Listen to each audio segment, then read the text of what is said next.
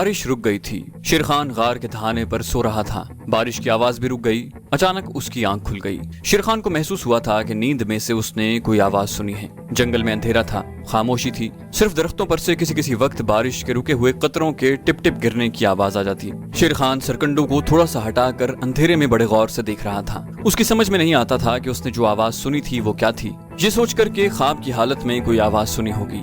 وہ سرکنڈوں سے پیچھے ہٹ گیا اور ساوتری کی طرف دیکھا۔ غار کے اندھیرے میں وہ فرش پر سوئی ہوئی نظر آ رہی تھی۔ شیر خان واپس اپنی جگہ پر آ کر بیٹھ گیا اور اس نے آنکھیں بند کر لی۔ ابھی بہت رات پڑی تھی۔ صبح ہونے تک اسے اس طرح کبھی اونگ کر اور کبھی جاگ کر رات گزارنی تھی۔ اسے پھر وہی آواز سنائی دی۔ اس نے جلدی سے آنکھیں کھولی اور اس آواز پر کان لگا دیے۔ یہ آواز غار کے دہانے کے آگے جو سرکنڈے تھے ان کے پیچھے سے آئی تھی۔ یہ آواز ایسی تھی جیسے کوئی بھاری شے درخت پر سے نیچے گری ہو۔ شیر خان کو یہی خیال آیا کہ شاید درخت کا کوئی ٹہنا ٹوٹ کر نیچے گرا ہے۔ اس آواز کے بعد رات کے اندھیرے میں جنگل پر سناٹا طاری ہو گیا۔ صرف کسی وقت درختوں پر بارش کے رکے ہوئے قطروں کے گرنے کی ٹپ کی آواز آ جاتی۔ اس کے بعد پھر وہی محیب سناٹا چھا جاتا۔ کمانڈو شیر خان اب پوری طرح بیدار تھا اور جنگل کی خاموشی پر کان لگائے ہوئے تھا۔ پھر ایسی آواز آئی جیسے کوئی پانی میں چل رہا ہے۔ آواز دور سے آ رہی تھی۔ شیر خان نے اٹھ کر غار کے آگے آئے ہوئے سرکنڈوں کو ذرا سا ایک طرف کر کے دیکھا۔ وہ کبھی پوری آنکھیں کھول کر اور کبھی سکیڑ کر دیکھتا۔ سامنے ٹیلے کی ڈھلان تھی جہاں اندھیرے میں چھوٹی بڑی جھاڑیاں بالکل ساکت تھیں۔ باہر کہیں پانی بھی نہیں کھڑا تھا۔ پھر یہ پانی میں چلنے کی آواز کیسی تھی؟ وہ باہر نکل کر بھی نہیں دیکھ سکتا تھا کیونکہ اس کے پاس کوئی اسلحہ ہتھیار وغیرہ نہیں تھا۔ 10-15 سیکنڈ تک وہ سرکنڈوں کو پیچھے ہٹائے ساکت کھڑا اندھیرے میں کچھ دیکھنے کی کوشش کرتا رہا، مگر اسے کوئی شے حرکت کرتی نظر نہ آئی۔ وہ آہستہ سے پیچھے ہٹا اور غار کی دیوار کے پاس بیٹھ گیا۔ اس کی چھٹی حس نے اسے بتا دیا تھا کہ جنگل کی اندھیری فضا میں کوئی شے موجود ہے۔ اسے کسی کے قدموں کی آواز آئی۔ آواز بڑی صاف تھی۔ کوئی جھاڑیوں میں سے گزر کر غار کی طرف آ رہا تھا۔ شیر خان ایک دم اٹھا اور غار کے دہانے کے بالکل سامنے لگ کر کھڑا ہو گیا۔ اس نے سرکنڈوں کو ذرا سا ہٹا کر دیکھا۔ اس کی چھٹی حس نے اسے یوں خبردار نہیں کیا تھا۔ اندھیرے میں سے ایک کافی بڑا ریچھ نظر آیا جو جھومتا جھومتا غار کی طرف آ رہا تھا۔ کالے رنگ کا یہ ریچھ بہت بڑا تھا۔ غار کے دہانے میں ریچھ کے واسطے کوئی رکاوٹ نہیں تھی۔ شاید یہ غار بھی اسی کا تھا اور وہ اپنے غار میں آرام کرنے ہی چلا رہا تھا۔ شیر خان اکیلا ریچھ کو ہلاک نہیں کر سکتا تھا۔ ریچھ کے پنجوں کے ناخن تیز چھریوں کی طرح ہوتے ہیں اور وہ ایک سیکنڈ میں دشمن کی انتڑیاں باہر نکال دیتا ہے۔ شیر خان کے پاس کوئی بندوق، پستول تو درکنار کوئی چھوٹا سا چاقو بھی نہیں تھا۔ بغیر چاقو یا کسی ہتھیار کے اتنے بڑی جنگلی ریچھ کا مقابلہ کرنا موت کو دعوت دینے کے برابر تھا۔ لیکن غار کے اندر ساوتری سو رہی تھی۔ شیر خان کے لیے ابھی زندہ رہنا ضروری تھا۔ وہ اس قسم کی موت کے آگے ہتھیار ڈالنے کو ہرگز تیار نہیں تھا۔ نہتہ ہونے کے باوجود وہ ریچھ سے مقابلہ کرنے کو تیار تھا۔ اس کی رگیں اور بازوؤں کے پٹھے تن گئے۔ وہ سرکنڈوں کو ایک طرف ہٹائے جنگل کے اندھیرے میں ریچھ کو اپنی طرف آتے دیکھ رہا تھا۔ اچانک جنگل کی فضا شیر کی دھاڑ سے گونج اٹھی۔ خدا جانے یہ شیر اس وقت کہاں سے نمودار ہو گیا تھا۔ شیر خان اب بھی یہی سمجھتا ہے کہ قدرت اس کی مدد کر رہی تھی کیونکہ ابھی شیر خان کی زندگی باقی تھی۔ شیر کی دھاڑ کی آواز سنتے ہی ریچھ جو غار کے دہانے کے بالکل قریب پہنچ چکا تھا وہیں رک گیا۔ اس نے پیچھے مڑ کر دیکھا اور پچھلے پیروں پر کھڑا ہو کر اپنے اگلے پنجوں کو زور زور سے سینے پر مارنے لگا۔ شیر ایک بار پھر دھاڑا۔ اس کی گرجدار دھاڑ بہت قریب سے آئی تھی۔ ریچھ پر شیر کی ہیبت طاری ہو گئی۔ اس نے اگلے دونوں پاؤں زمین پر لگائے اور بڑی تیزی سے جس طرف سے آیا تھا اسی طرف دوڑ پڑا اور شیر خان کی نگاہوں سے اوجھل ہو گیا۔ شیر خان نے خدا کا شکر ادا کیا۔ اسے معلوم تھا کہ ریچھ اب کم از کم صبح تک اس غار کا رخ نہیں کرے گا۔ شیر کی دوسری دھاڑ سن کر ساوتری جاگ پڑی تھی۔ وہ ڈری ہوئی آواز میں جیسے کراہنے لگی۔ شیر خان جلدی سے اس کے پاس آ گیا اور اسے دلاسا دیتے ہوئے کہا، ڈرو نہیں، کچھ نہیں ہوا۔ شیر آیا تھا، چلا گیا ہے۔ پھر اس نے ساوتری کو سارا واقعہ سنایا۔ ساوتری سخت ڈری ہوئی تھی۔ شیر خان کو تو جاگنا ہی تھا لیکن باقی کی رات ساوتری بھی نہ سو سکی۔ دن کا اجالا نمودار ہوا تو شیر خان بولا، میرا خیال ہے کہ اب ہمیں یہاں سے چلنا چاہیے۔ ساوتری نے ڈرتے ڈرتے کہا، کہیں باہر شیر نہ ہو۔ شیر خان بولا، شیر تو رات کو بھی اس طرف نہیں آیا تھا۔ ریچھ آیا تھا، وہ شیر کی گرج سن کر بھاگ گیا۔ اب ادھر ریچھ آئے گا نہ شیر۔ ساوتری پھر بھی ڈر رہی تھی۔ وہ شیر خان کے پیچھے چلتی غار سے باہر نکل آئی۔ شیر خان نے پوچھا، تمہارے خیال میں اب ہمیں کس طرف کا رخ کرنا چاہیے کہ ہم دریا تک پہنچ سکیں؟ ساوتری نے ایک طرف اشارہ کیا۔ اس طرف ایک اونچا ٹیلا کھڑا تھا۔ اس نے کہا، اس ٹیلے کی دوسری طرف دریا ہے، ہمیں اس دریا کے گھاٹ سے کٹھیالی جانے والی کشتی مل جائے گی۔ اس وقت کٹھیالی ہی شیر خان کی منزل تھی کیونکہ کٹھیالی میں ساوتری کے ماما جی کا گھر تھا۔ کٹھیالی ریلوے اسٹیشن بھی تھا۔ شیر خان نے کٹھیالی میں ساوتری کو چھوڑ کر وہاں سے آگے لکھنؤ کی بجائے بھارت کے صوبہ بہار یا بنگال کی طرف نکل جانا تھا کیونکہ لکھنؤ میں اس کے پکڑے جانے کا زبردست خطرہ تھا۔ وہیں سے تو وہ فرار ہو کر بھاگا تھا اور اب تک اس کے فرار کی لکھنؤ کی سول پولیس اور ملٹری انٹیلیجنس کو یقیناً خبر ہو چکی ہوگی۔ लगी। टीले को उबूर करते हुए उन्हें दिन के 11-12 बज गए, लेकिन ये देखकर कमांडो शेरखान को हौसला हुआ कि टीले की दूसरी तरफ दरिया बह रहा था, मगर वहाँ न कोई बस्ती थी और न कोई घाट ही था। सावित्री ने कहा, फिक्र न करो, हम दरिया के साथ कुछ दूर चलेंगे तो घाट आ जाएगा। और ऐसा ही हुआ। दरिया के साथ साथ वो कोई 1.5 फरलांग चले होंगे कि एक घाट आ गया जहाँ बहुत सी कश्तियां खड़ी थी। किसी कश्ती में बांस वगैरह लदे हुए थे। एक कश्ती में कुछ मुसाफिर बैठे थे। सावित्री ने शेरखान से कहा, हमारे पास तो कश्ती का किराया भी नहीं है, क्या करें? शेरखान बोला, तुम यहीं ठहरो, मैं आगे जाकर कश्ती के मांझी से बात करता हूँ। कश्ती का मल्लाह उधेड़ उम्र का आदमी था। कश्ती के डांड के पास खड़ा किसी लड़के से ऊंची आवाज में बोल रहा था। शेरखान उसके पास जाकर कहने लगा, दादा भाई, हम राम प्रसाद बनवारी हैं, कठियाली के थाने का नया मुहर्रर हूँ। अपनी पत्नी को गांव से लेकर आ रहा था कि रास्ते में रात हो गई। हम सो गए, किसी चोर ने मेरी जेब से बटवा चुरा लिया। अब हमारे पास कश्ती का किराया नहीं है, तुम हमें दरिया पार करवा दो, मैं थाने पहुंचते ही तुम्हें किराया भिजवा दूंगा। कुछ पुलिस थाने और कुछ शेरखान के मौसर अंदाजे गुफ्तगू का मांझी पर असर पड़ गया। उसने मुस्कुराते हुए कहा, महाराज बैठ जाइए, दरिया पार कराए देता हूँ, पैसों की क्या है, आ जाएंगे, ना भी आए तो क्या फिक्र है। शेरखान सावित्री को लेकर कश्ती में बैठ गया, जिसमें पहले ही से काफी मुसाफिर बैठे हुए थे। सावित्री ने घूंघट निकाल लिया था, क्योंकि दरिया पार उसके मामा का घर था। कश्ती दरिया में चल पड़ी। दरिया के रुख पर कोई 4-5 मील का फासला तय करने के बाद कश्ती दूसरे किनारे की तरफ मुड़ गई। दिन की रोशनी में दरिया के दूसरे किनारे पर दरख्तों के पीछे कुछ मकानों के खाके नजर आ रहे थे। यही कठियाली का कस्बा था। ये काफी बड़ा कस्बा था, जहाँ पुलिस का थाना भी था और डाक खाना भी था। कस्बे की आबादी काफी दूर तक फैली हुई थी। एक जानिब कुछ फासले पर रेलवे स्टेशन था, जिसके सिग्नल दूर से दिखाई दे रहे थे। सावित्री शेरखान को लेकर अपने मामा के मकान की तरफ जा रही थी। कहने लगी, तुमने मांझी को क्या कहा था? शेरखान ने जवाब दिया, कुछ नहीं कहा था, बस यही कहा था कि हमारे पास किराया नहीं है, बड़ी दूर से पैदल आ रहे हैं, दरिया पार करवा दो बस। सावित्री खामोश हो गई। वो कठियाली कस्बे की बस्ती की एक बाहर वाली आबादी के एक बाजार में से गुजर रहे थे। फिर सावित्री एक तंग सी गली में दाखिल हो गई। यहाँ गली के कोने में उसके मामा का मकान था। सावित्री को अचानक देखकर उसके मामा और मामी, उनकी जवान बेटी हैरान भी हुए और खुश भी। उन्हें सावित्री के अगवा होने की खबर मिल चुकी थी। सावित्री की मुमानी ने उसे गले से लगा लिया। मामा ने बोला, सावित्री बेटी, ये तुम्हारे साथ कौन है? सावित्री ने कहा, मामा जी, ये मेहदी खान है, इसने मुझे उन गुंडों के चुंगल से निकाला है जो मुझे अगवा करके ले गए थे। अगर मेहदी जी मेरी मदद न करते तो भगवान जाने अब तक मेरा क्या हाल हो चुका होता। मामा जी ने शेरखान से हाथ मिलाते हुए कहा, भगवान आपको खुश रखे, आपने हमारे खानदान पर बड़ी कृपा की महाराज। सावित्री की मामूजाद बहन का नाम लीला था। लीला ने कहा, सावित्री, पहले तुम जल्दी से दूसरी साड़ी पहन लो, फिर हाथ मुंह धो लो, मैं खाना लगाती हूँ। सावित्री की मुमानी ने शेरखान से कहा, भैया तुम भी मुंह हाथ धो लो। सावित्री के मामा जी ने शेरखान से कहा, भाई जी तुम्हारे कपड़े खराब हो रहे हैं, मेरी पतलून पहन लेना बेशक। शेरखान ने कहा, शुक्रिया भाई साहब, लखनऊ जाकर बदल लूंगा। आपका घर लखनऊ में है क्या?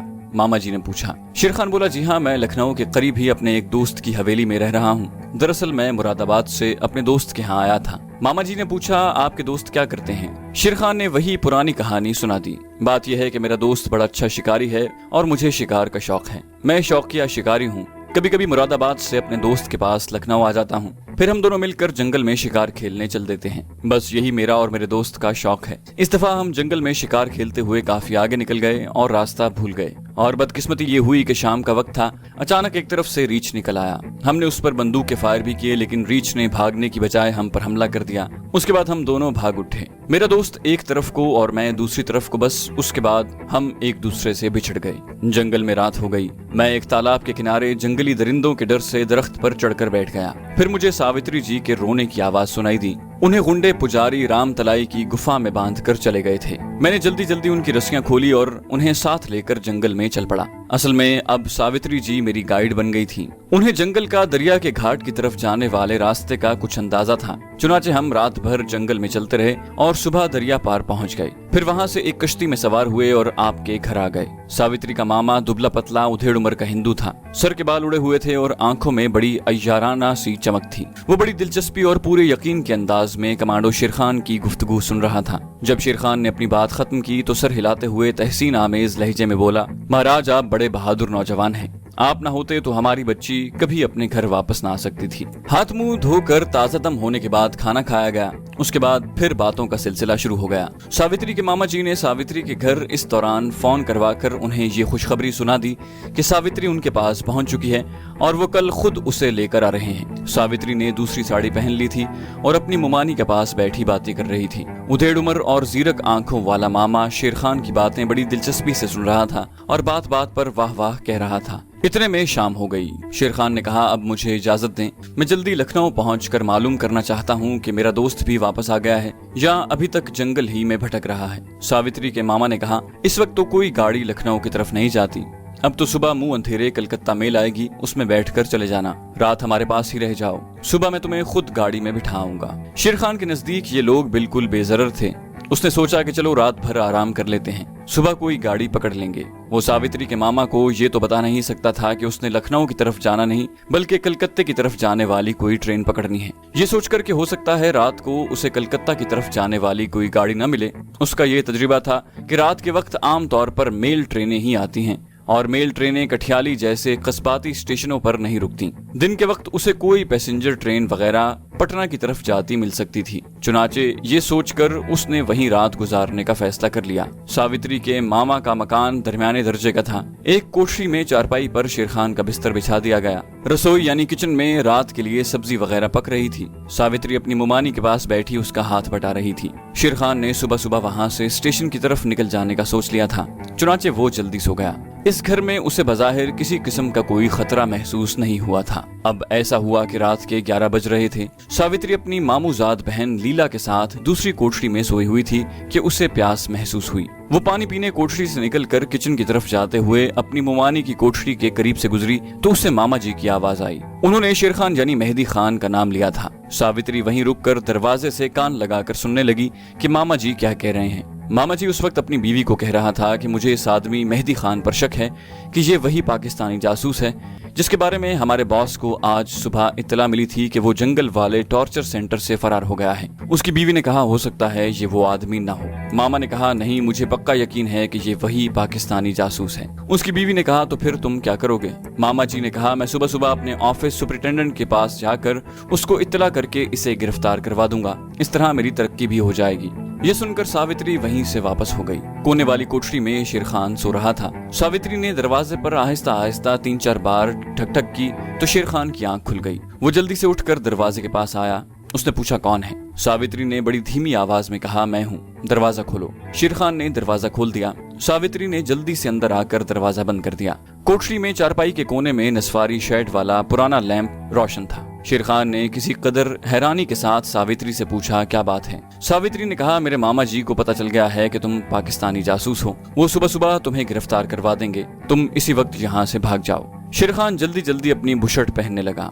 اس نے پوچھا تمہیں کیسے پتہ چلا؟ ساوتری بولی میں نے ابھی ابھی ماما جی کو ممانی سے کہتے سنا ہے کہ مہدی خان پاکستانی جاسوس ہے جو جنگل والے ٹارچر سینٹر سے فرار ہوا تھا۔ شیر خان نے ساوتری سے پوچھا مکان کے پچھلے دروازے سے کوئی راستہ ہے؟ ساوتری نے کہا نہیں، تم ڈیوڑی والے دروازے سے نکل جاؤ مگر دروازہ کھلنے کی آواز نہ آئے۔ شیر خان ٹیبل لیمپ کی روشنی میں باہر نکلنے لگا تو ساوتری نے اسے روک دیا اور دھیمی آواز میں بولی یہیں ٹھہرو، میں بھی آتی ہوں۔ وہ آہستہ سے دروازہ کھول کر دبے پاؤں کوٹھری سے نکل گئی۔ شیر خان چارپائی پر بیٹھ گیا اور سوچنے لگا کہ یہ لڑکی جو کچھ کہہ رہی ہے اگر سچ ہے تو میں اس کے احسان کو کبھی بھلا نہیں سکوں گا۔ کوئی 1 منٹ کے بعد ساوتری بھی آ گئی۔ اس نے شیر خان کے ہاتھ میں رومال میں لپٹی ہوئی کوئی چیز پکڑائی اور بولی جلدی سے نکل جاؤ، راستہ صاف ہے۔ شیر خان نے 1 سیکنڈ کے لیے ساوتری کی طرف دیکھا، پھر اس کے سر پر ہاتھ رکھ کر بولا شکریہ میری بہن۔ اس کے ساتھ ہی وہ دبے پاؤں کوٹھری سے نکل کر دالان میں سے گزر کر ڈیوڑی میں آ گیا۔ ڈیوڑی کا دروازہ بند تھا، اندر سے کنڈی لگی ہوئی تھی۔ اس نے بڑی احتیاط کے ساتھ کہ آواز پیدا نہ ہو کنڈی کو کھولا، پھر وہ زیادہ احتیاط کے ساتھ دروازے کے ایک پٹ کو تھوڑا سا پیچھے کیا اور فوراً مکان سے نکل گیا۔ کٹھیالی قصبے کے بازار سنسان پڑے تھے۔ رات کا گہرا سکوت ہر طرف چھایا ہوا تھا۔ یہ کوئی شہر نہیں تھا۔ آدھی رات کا وقت ہو رہا تھا، کہیں کوئی ٹریفک وغیرہ نہیں تھی، کوئی ٹیکسی رکشہ بھی نہیں تھا۔ ایک کھیت کے پاس آ کر شیر خان نے سب سے پہلے اس رومال کو کھولا جو ساوتری نے جاتے وقت اس کے ہاتھ میں پکڑایا تھا۔ اس میں 100 روپے کے نوٹ اور 2 10-10 روپے کے نوٹ تھے۔ کمانڈو شیر خان کو اپنی چھوٹی بہن یاد آ گئی اور اس کی آنکھیں نمناک ہو گئیں، مگر یہ وقت اس قسم کی جذباتی باتوں کا نہیں تھا۔ دن کے وقت ہی اس نے دور سے دیکھ لیا تھا کہ کٹھیالی کا ریلوے اسٹیشن کس طرف ہے۔ وہ ریلوے اسٹیشن کی طرف پیدل ہی جا رہا تھا۔ ساوتری کی زبانی یہ پتہ چل جانے کے بعد کہ لکھنؤ پولیس اور انٹیلیجنس इंटेलिजेंस को उसके फरार का इल्म हो चुका है, शेर खान ने लखनऊ मुरादाबाद की तरफ जाने का ख्याल दिल से निकाल दिया। उस तरफ पुलिस और इंटेलिजेंस उसकी तलाश में जगह जगह छापे मार रही होगी। उस तरफ जाना बेहद खतरनाक साबित हो सकता था। चुनाचे रेलवे स्टेशन तक पहुंचते पहुंचते उसने फैसला कर लिया कि वो बंगाल की तरफ निकल जाएगा। बंगाल के शहर कलकत्ते में उसका एक कश्मीरी साथी शालों का कारोबार करता था। शेर खान ने सोच लिया था कि उसके पास जाना बेहतर रहेगा। कुछ दिन वहां गुजार कर जब हालात जरा ठीक हो जाएंगे तो वो वहां से कश्मीर निकल जाएगा। अब सवाल ये था कि क्या उस वक्त उस कठियाली जैसे छोटे स्टेशन पर कलकत्ता जाने वाली कोई गाड़ी मिल सकेगी। उसके पास चंद 1 घंटे ही थे। सुबह होने से पहले पहले वो कठियाली से दूर निकल जाना चाहता था, ताकि जब सावित्री का मामा पुलिस को उसकी मुखबरी करे तो वो पुलिस की हरकत में आने से पहले पहले कठियाली के इलाके से निकल चुका हो। जब वो कठियाली के मामूली से कस्बाती स्टेशन पर पहुंचा तो ये देखकर उसका दिल बैठ सा गया कि स्टेशन पर उल्लू बोल रहे थे। कोई मुसाफिर और कोई रेलवे का कुली तक नजर नहीं आ रहा था। उसने स्टेशन के दूसरी तरफ जाकर देखा कि वहाँ एक छोटी सी खिड़की के पीछे एक बूढ़ा सिख बैठा टिकटों पर मोहरे लगा रहा था। शेर खान जानता था कि सावित्री के मामा की मुखबरी के बाद पुलिस रेलवे स्टेशन पर आकर टिकट देने वाले सरदार जी से भी पूछेगी कि इस हुलिये का आदमी रात को स्टेशन पर आया था, और सरदार जी पुलिस को बता देंगे कि रात को इस हुलिये का एक आदमी आया था और उसने फुला शहर का टिकट लिया था। चुनाचे शेर खान फौरन खिड़की से हट गया। वो सरदार जी को अपनी शक्ल नहीं दिखाना चाहता था। अब उसने यही सोचा कि कलकत्ते की तरफ जाने वाली जो भी गाड़ी आएगी, खा वो आधे रास्ते तक ही जा रही हो, वो उसमें बगैर टिकट के सवार हो जाएगा। रात का वक्त है। रात के वक्त ट्रेन में कोई टिकट चेकर नहीं आता। वो पिछली तरफ से तारों का जंगला फलांग कर प्लेटफॉर्म पर आकर बैठ गया। प्लेटफॉर्म पर सिर्फ 1-2 खंभों की बत्तियां ही जल रही थी। प्लेटफॉर्म खाली था, कोई मुसाफिर नहीं था। ऐसा लग रहा था जैसे इस स्टेशन पर कभी कोई गाड़ी खड़ी नहीं हुई। शेर खान को ये ख्याल भी था कि कहीं सावित्री के मामा को ये पता न चल जाए कि जिस पाकिस्तानी जासूस को उसने सुबह पुलिस के हवाले करना था वो फरार हो चुका है। फिर तो वो शख्स उसी लम्हे कठियाली के पुलिस थाने पहुंचकर इत्तला दे दे और पुलिस सबसे पहले रेलवे स्टेशन का ही रुख करेगी। मगर किसी भी रेलगाड़ी का दूर दूर तक नामो निशान तक नहीं था। शेर खान बेचैनी से उठकर इधर उधर टहलने लगा।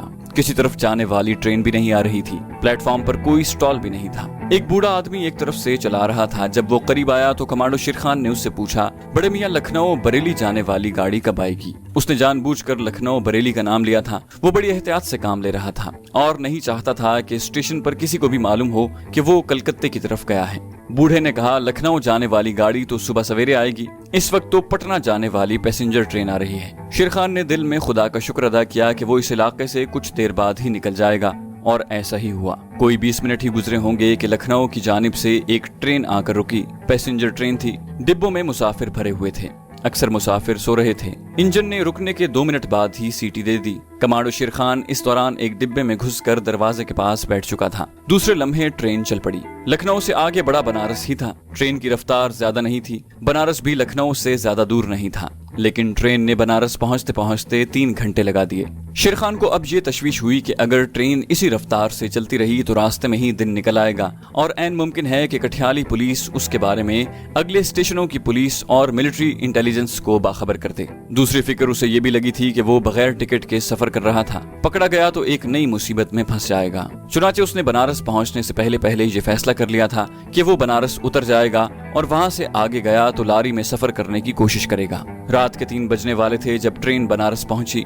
बनारस बहुत बड़ा रेलवे जंक्शन था, जहां टिकट के बगैर स्टेशन की इमारत से बाहर निकलना मुश्किल था। वैसे भी प्लेटफॉर्म पर रेलवे पुलिस के सिपाही इधर उधर चल फिर रहे थे। शेर खान ने अपना इरादा बदल लिया और ये सोचा कि वो गया के रेलवे स्टेशन पर उतर जाएगा। पैसेंजर ट्रेन दिन निकल चुका था जब गया पहुंची। ये काफी बड़ा स्टेशन था, मगर बनारस लखनऊ के मुकाबले में बहुत छोटा था। ये शहर पहले शेर खान ने नहीं देखा था। वो ट्रेन से उतरा और प्लेटफॉर्म से उतरकर रेलवे लाइन के साथ साथ कलकत्ता की तरफ चल पड़ा। कभी कभी रेलवे यार्ड में भी ट्रेन की आमद के मौके पर कोई न कोई टिकट चेकर मौजूद होता, मगर ये पैसेंजर ट्रेन थी और कठियाली का स्टेशन भी छोटा था। शेर खान रेलवे पटड़ी के साथ साथ चलते वहां पर आ गया जहां रेलवे का खारदार जंगला खत्म हो जाता था और पटड़ी की दोनों जानिब धान के खेत शुरू हो जाते थे। यहाँ से वो खेतों में चलने लगा और एक चक्कर लगाकर गया के शहर में आ गया। बुद्ध मत के पैरोकार इस शहर को बड़ा मुकद्दस मानते हैं। ये वो शहर है जहाँ महात्मा बुद्ध को एक दरख्त के नीचे ज्ञान हुआ था और उन्होंने जिंदगी के दुखों का राज पा लिया था। शहर की आबादी बहुत बढ़ गई थी और शहर के बाहर भी नई कॉलोनियां आबाद हो गई थी। सुबह का वक्त था। शहर की जिंदगी बेदार हो चुकी थी। शेर खान एक कॉलोनी में आ गया। सड़क के किनारे उसे एक चाय की छोटी सी दुकान नजर आई। वो दुकान के अंदर जाकर बैठ गया। उसने चाय के साथ मक्खन लगवाकर 3 स्लाइस मंगवाए और खामोशी से नाश्ता करने लगा। सावित्री के दिए हुए पैसे उसकी जेब में मौजूद थे। जहां उसने एक आदमी से अड्डे का पूछा जहां से आगे बंगाल की तरफ लारियां जाती हूं। उसने कहा तुम्हें कहां जाना है। शेरखान को उस आदमी से इस सवाल की तवक्को नहीं थी। उसने यूं ही कह दिया पटना जाऊंगा, ट्रेन रात को आएगी, मुझे पटना जल्दी पहुंचना है। उस आदमी ने कहा पटना जाने के लिए तो तुम्हें रास्ते में 2 लारियां बदलनी पड़ेंगी। तुम यहाँ से हजारीबाग चले जाओ, वहाँ से तुम्हें पटना जाने वाली ट्रेन मिल जाएगी। शेरखान को हजारीबाग का नाम सुनकर याद आ गया कि हजारीबाग तो सूबा बंगाल की सरहद के करीब ही वाक़ है और वहाँ से आगे आसनसोल है जहाँ से बंगाल शुरू हो जाता है। उसने कहा अच्छा देखता हूँ भाई। वो चाय की दुकान से निकला और सीधा लारी अड्डे पर आ गया। कुछ ही देर बाद उसे हजारीबाग जाने वाली लारी मिल गई। हजारीबाग वहाँ से 2-2.5 घंटे का सफर था, लेकिन वो हजारीबाग पहुंच गया। जहां से उसे कलकत्ता जाने वाली एक मेल ट्रेन मिल गई और वो कलकत्ते के होड़ा स्टेशन पर उतर गया। उस वक्त रात के 11 बज रहे थे। कलकत्ता शहर जाग रहा था। हर तरफ रोशनियां जगमगा रही थीं। कलकत्ता का शुमार भारत के बड़े शहरों में होता है, बल्कि इसे भारत का सबसे गुंजान आबाद शहर भी कहा जाता है। इस शहर की तारीख और बंगला सकाफत बड़ी कदीम है। शेरखान को अपने कश्मीरी दोस्त का घर मालूम था कि कहाँ है। उसने ऑटो रिक्शा लिया और सीधा उसके मकान पर पहुंच गया। वो शेरखान को देखकर हैरान भी हुआ और खुश भी। दोनों दोस्त गले लगकर मिले। जहां शेरखान के कश्मीरी दोस्त का असली नाम नहीं बताया जाएगा, उसका फर्जी नाम अब्दुल्ला है। अब्दुल्ला ने शेरखान के बोसीदा कपड़ों से अंदाजा लगा लिया था कि वो किसी जगह से फरार होकर आया है। उसने कहा सबसे पहले नहा धोकर कपड़े बदलो, खाना खाओ और फिर आराम से सो जाओ, बाकी बातें सुबह को होंगी। शेरखान ने गुस्ल किया, कपड़े बदले, खाना खाया और सो गया। खुदा जाने वो कब का जागा हुआ था। सावित्री के मकान पर भी वो कुछ देर ही सो सका था। अब्दुल्ला के मकान पर वो गहरी नींद सो गया। दिन के 10 बजे उसकी आंख खुली। अब्दुल्ला अपनी दुकान पर नहीं गया था। दोनों ने मिलकर नाश्ता किया और बातें करने लगे। शेरखान ने उसे काफी कुछ बता दिया, काफी कुछ नहीं बताया। बहरहाल उसने कहा अब मुझे जितनी जल्दी हो सके कश्मीर पहुंचा दो, मगर लखनऊ बरेली का रास्ता मेरे लिए महफूज नहीं है। तुम मुझे क्या मशवरा देते हो? अब्दुल्ला ने कहा कश्मीर जाने का रास्ता तो लखनऊ बरेली से होकर ही जाता है। तुम यही कर सकते हो कि जब तक हालात नॉर्मल नहीं हो जाते मेरे पास रहो। शेरखान ने कहा लेकिन अब्दुल्ला मेरा कश्मीर के महाज पर जल्दी पहुंचना बहुत जरूरी है। मुझे शाहिद अली के बारे में भी कुछ पता नहीं कि लंदन में मफरूर होने के बाद उस पर क्या गुजरी, वो कश्मीर पहुंचा है या नहीं। कश्मीर के महाज पर मुजाहिद तुराबी को हमारी बड़ी जरूरत है। अब्दुल्ला कहने लगा मुझे थोड़ा मौका दो, मैं कोई तरीका सोचता हूँ। कलकत्ते में शेरखान को रहते 1 हफ्ता गुजर गया तो उसने अब्दुल्ला से कहा भाई इससे ज्यादा दिन मैं यहाँ नहीं रुक सकता। मैं आज रात की ट्रेन से अमृतसर की तरफ निकल जाऊंगा। अगले हफ्ते यहाँ से हिंदू यात्रियों का एक जत्था जम्मू माता जी के दर्शनों को जा रहा है। अगर तुम मुनासिब समझो तो उसके साथ भी जा सकते हो। जो आदमी इस जत्थे की यात्रा का इंतजाम कर रहा है वो मेरा जानने वाला है। मैं उसे कहकर तुम्हें जत्थे में शामिल करवा सकता हूँ, लेकिन सोच लो क्या हिंदू यात्रियों के जत्थे में तुम महफूज होगे? शेरखान ने कहा अमृतसर तक तो इस जत्थे की तरफ कोई ध्यान नहीं देगा, लेकिन अमृतसर के आगे और खास तौर पर जम्मू के इलाके में दाखिल होते ही CID इस जत्थे के यात्रियों की निगरानी शुरू कर देगी और एक यात्री से पूछगिछ हो सकती है। वहाँ अगर इंटेलिजेंस वालों को मुझ पर जरा सा भी शक पड़ गया तो बना बनाया काम बिगड़ सकता है। अब्दुल्ला ने कहा ये तुम ठीक कह रहे हो, लेकिन ट्रेन में तो तुम्हें सारा रास्ता इंटेलिजेंस वालों का खटका लगा रहेगा। यहाँ तो सिर्फ जम्मू के इलाके में पहुँचने के बाद ही कुछ हो सकता है। तुम अमृतसर से ही जत्थे से अलग हो सकते हो। यात्री यही समझेंगे कि तुम किसी दूसरे मंदिर की यात्रा को चले गए हो और अपने आप जम्मू पहुंच जाओगे। शेरखान सोच में पड़ गया। अब्दुल्ला का ख्याल दुरुस्त था। अगर वो यात्रियों के साथ चला जाए तो कम से कम अमृतसर तक वो बड़ी आसानी से पहुंच सकता है। सिर्फ इस बात का खतरा है कि लखनऊ स्टेशन पर अगर टॉर्चर सेंटर का चीफ मालिक राम मौजूद हुआ तो वो उसे पहचान न ले। अव्वल तो ये जरूरी नहीं कि इंटेलिजेंस चीफ मालिक राम उस वक्त लखनऊ स्टेशन पर मौजूद हो जब यात्रियों का जत्था वहाँ से गुजर रहा हो। दूसरे अगर वो मौजूद हुआ भी तो शेरखान अपना हुलिया ऐसा बनाएगा कि वो उसे कभी नहीं पहचान सकेगा। चुनाचे शेरखान ने जम्मू जाने वाले हिंदू यात्रियों के साथ जाने का फैसला कर लिया। अब्दुल्ला उसी रोज जत्थे के इंतजाम करने वाले अपने वाकिफकार से मिला और उसे बताया कि पंजाब से उसका एक हिंदू दोस्त आया हुआ है। वो भी जत्थे के साथ जम्मू जाना चाहता है, उसे भी साथ लेते जाओ। जत्थे के मुंतजिम ने कहा ठीक है अब्दुल्ला बाबू, इसको परसों मेरे मकान पर भेज देना। हम लोग पंजाब मेल में जाएंगे। पंजाब मेल आजकल शाम को होड़ा स्टेशन से चलती है, तुमको तो मालूम ही है। अब्दुल्ला ने आकर शेरखान को बताया कि काम हो गया है, परसों दोपहर के वक्त तुम तैयार हो जाना। शेर खान ने पूछा, जो यात्री जम्मू जा रहे हैं इनमें कोई इंटेलिजेंस का आदमी तो नहीं है? ये जरूर मालूम कर लेना। अब्दुल्ला ने हंसते हुए कहा, अरे भाई, ये लोग किसी दूसरे मुल्क की यात्रा को नहीं जा रहे कि इनमें किसी सीआईडी वाले की जरूरत पड़े। अपने मुल्क के यात्री हैं, सारे सीधे साधे बंगाली हैं। शेर खान ने कहा, फिर भी मैं चाहता हूँ कि तुम इसकी पूरी तरह छानबीन कर लो। तुम कहते हो तो मैं कल ही इस बारे में तहकीकात कर लूंगा, अब्दुल्ला ने जवाब दिया। शेर खान कहने लगा, मुझे सिर्फ लखनऊ से गुजरते हुए खतरा है, क्योंकि लखनऊ की पुलिस मुझे पहचान लेगी। इस खतरे के पेश नजर मैं अपना हुलिया बदल कर सफर करना चाहता हूँ। अब्दुल्ला ने पूछा, मेरा ख्याल है कि तुम्हें दूसरे यात्रियों की तरह बंगाली लिबास में सफर करना चाहिए। तुमने यात्रियों से कोई अलग हुलिया बनाया तो लोगों को खामखा तुम पर शक होगा। शेर खान ने कहा, ये तुम ठीक कहते हो, लेकिन मैं बंगाली लिबास में हुआ तो किसी ने मुझसे बंगला जबान में बात की तो मैं उसे क्या जवाब दूंगा? अब्दुल्ला ने कहा, मामले को इतना ज्यादा कुरेदने की जरूरत नहीं भाई। मैंने जत्थे के लीडर को तुम्हारे बारे में बता दिया है कि तुम पंजाब के रहने वाले हो, मेरे दोस्त हो और हिंदू हो। मैंने लीडर को तुम्हारा नाम केदारनाथ बताया है, तुम भी अपना नाम यही बताना। और फिर जहाँ सब लोग ज्यादातर हिंदुस्तानी में ही बात करते हैं। दूसरे दिन अब्दुल्ला ने दोपहर के बाद आकर कमांडो शेर खान को बताया कि उसने पूरी तसल्ली के साथ छानबीन कर ली है और यात्रियों के जत्थे के साथ इंटेलिजेंस का कोई आदमी नहीं है। यात्रियों में से कोई दुकानदार है, कोई चाय की दुकान का मालिक है और कोई स्कूल टीचर है। शेर खान बोला, अगर तुमने तसल्ली कर ली है तो मुझे फिक्र की जरूरत नहीं। अल्लाह का नाम लेकर कल यात्रियों के जत्थे के साथ चल पड़ूंगा। एक बार जम्मू पहुंच गया तो फिर समझो कि मैं कश्मीर के महाज पर पहुंच गया। उससे अगले रोज कमांडो शेर खान ने जम्मू जाने वाले हिंदू यात्रियों के जत्थे में केदारनाथ नाम का हिंदू बनकर शामिल होना था। चैनल को सब्सक्राइब कीजिए और बेल आइकन पर क्लिक कीजिए ताकि आपको तमाम वीडियोस फौरन मिलती रहें।